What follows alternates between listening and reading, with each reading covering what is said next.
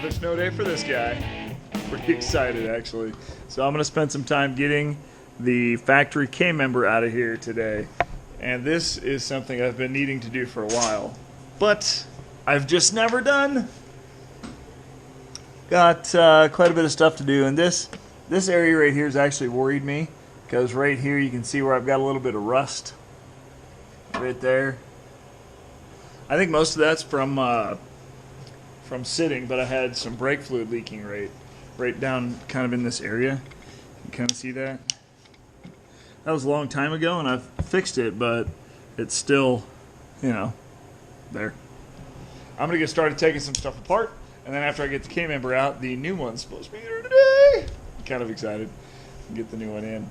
And then I also need to finish doing some work on the engine here. I've got to get my push rod length checked. So that's the other task for the day. Let's get to it.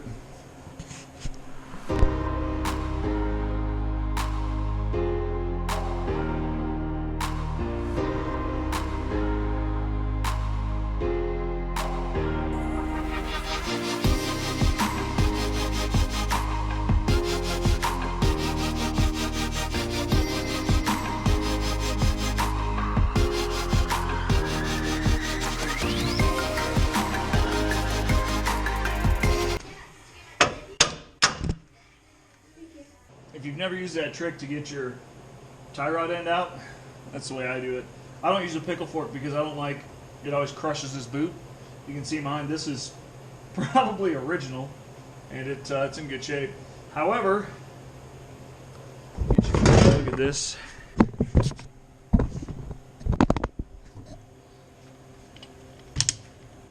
You can see there's a lot of slop in this guy here. And also, listen close. I don't know if you can hear that or not, but my inner tie rod end is making noise, so it's time to replace this. We're going to be in here anyway. I got to take the rack out, so we're going to replace the outer tie rod and the inner tie rod. The most miles my car has ever seen in the last 10 years that I've owned it was Rocky Mountain Race Week 2020. So you can imagine, with only putting 100 miles on it a year, these parts just sit and get crusty. Plus, they're probably from 86. I think this car's only got 100,000 miles on it, maybe. It had 95 on it when I bought it. So, yeah. All right, so I got to get outer tie rods, inner tie rods, and then I'll have to get the right length, obviously. Yeah. Another project. So I didn't have that on camera, but that was pretty fun. I've never taken the A-arm down without an engine in the car, and let's just say that the spring tension is enough to lift the car all the way up in the air because there's no engine in it. So note to self, when I do the other side, yeah, I'm going to do things a little bit differently.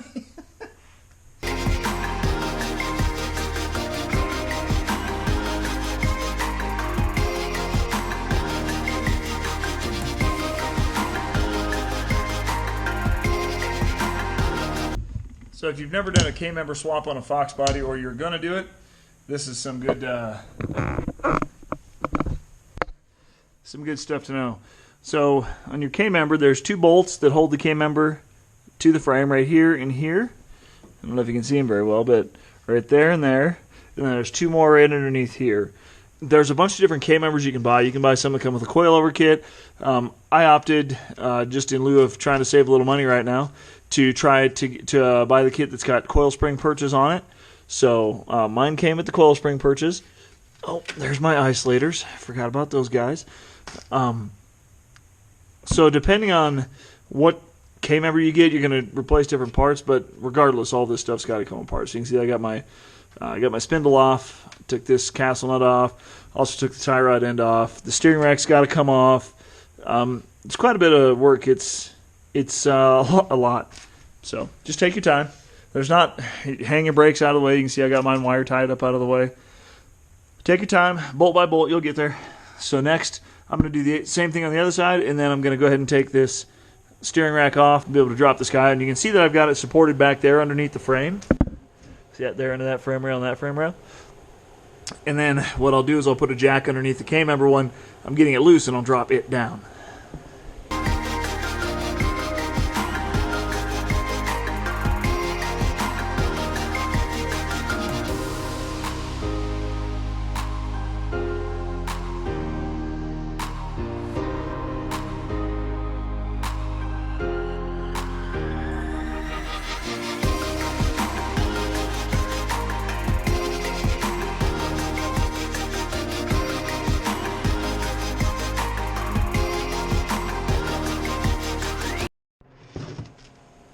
Well, we learned something. So these are just a hyper-eutectic piston, not a forged piston at all. So these are not going to work fantastic for the booster nitrous that I'm going to run. So I'm going to have to get some new pistons. And I was also looking at connecting rods. That's what I was mainly going to go for. Well, here's the deal. I've got a forged stroker assembly in the cleaver. So what I'm going to do is take the forged stroker assembly out of the cleaver. We're going to put it in this guy, and then we're going to get new pistons. So we'll have a forged stroker assembly in this. I'll have to clearance the bores just a hair, and we'll be good to go. So that is my plan. That is what we're going to do. So I'm going to order some new pistons, and we'll use the cleaver rotating assembly. So right now what I'm going to do is get the rotating, or get a rod and a piston out of the cleaver. I'm going to go to Automotive Performance, and we're going to get some pistons ordered.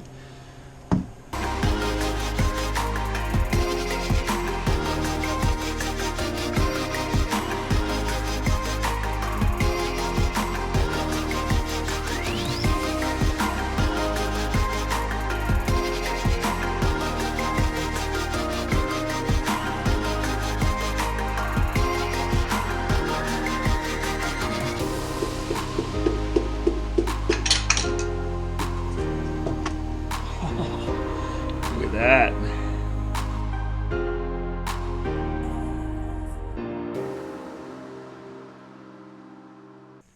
So I found out some info that we're going to have to do something with today. That's a cleaver. That's a 363. They're both 351 Windsor base blocks. This one's just bored 60 over, and this one's got a stroker kit in it, and it's only bored 30 over. So I took these pistons out, and I found out that they are not a forged piston. You can actually see that in there. They're a Keith Black hyper-eutectic piston. So, I'm going to have to get a forged piston. So I'm trying to find some that will work, and also I was like, okay, well maybe I'll upgrade the connecting rods. That was my whole point.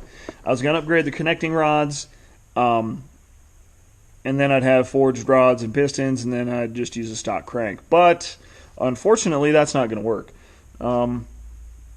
So we're going to have to figure out what to do. So here's what we figured out so far. A new set of pistons for this, but that's a forged rotating assembly.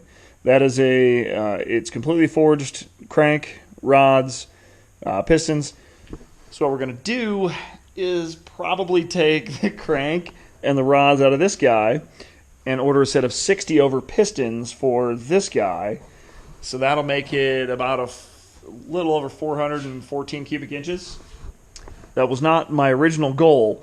So the other, like, things snowball, right? So then what happens is the cylinder heads end up too small. So these only have 190 cc intake runner. It's only 58 cc combustion chamber. So you can see the dilemma. It was not meant to snowball like this, but such as cars. So I'm gonna go with it. We're gonna go with it. We're gonna make it work.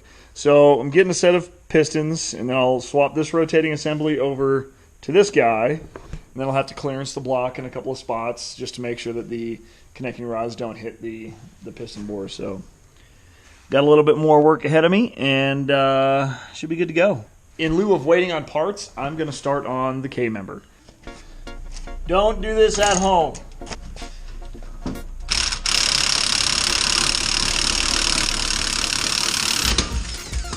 Woo! of tension in there.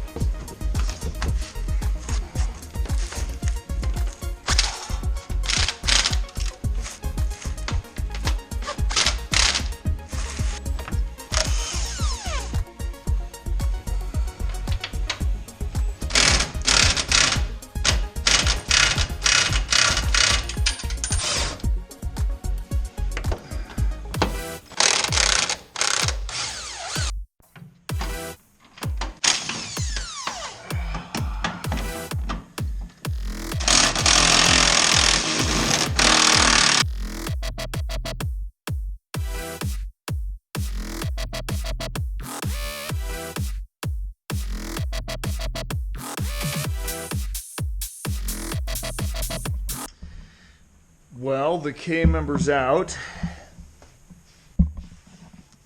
The install process is pretty simple. So it's the reverse of what we just did. So here's the new one. That bolts in place of the old one. And I did mention on mine that I'll be reusing the stock A-arms because I'm going to stay with coil springs for now. And that was just a monetary decision. So is what it is. Mine comes with a box with the spring perches. Normally, you'll see that this does not have a spring perch, but these guys, get this open one-handed. There we go. This has spring perches that bolt on like so. So mine will have that. Yours probably won't, but that's okay. Alright, well, that was a lot longer of a process than I thought. Rocky Mountain Race Week makes things so dirty. And I had just kind of painted all of this stuff before Rocky Mountain Race Week. It's rough. Chipped a lot of paint, scrubbing things off, but that's what it is. There was so much dirt and dust and everything everywhere, so I just wiped it all off and cleaned things up a bit. So now I'm going to put the K-member in.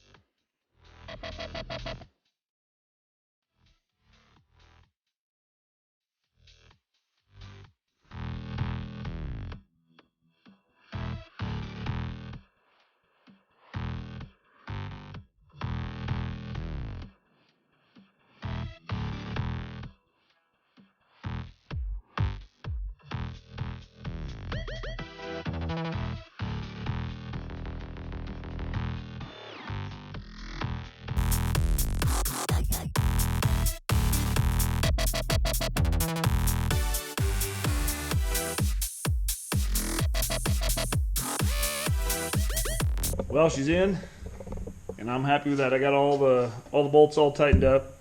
I had to use a couple of washers, as you saw over here, because my bolts are a little bit too long. I still got to tighten these top nuts down. I put a extra lock nut on there just because. It's a, I can't remember what these are called, king nut, castle nut, whatever, but it's kind of pinched in at the top so it holds it. So got a couple of those just to make sure I don't ever have any issues with that. So all right, well, I'm gonna get going on swapping over the A-arms. That's the last piece of the puzzle that I've got to do. A-arms go over and then put all the suspension back together.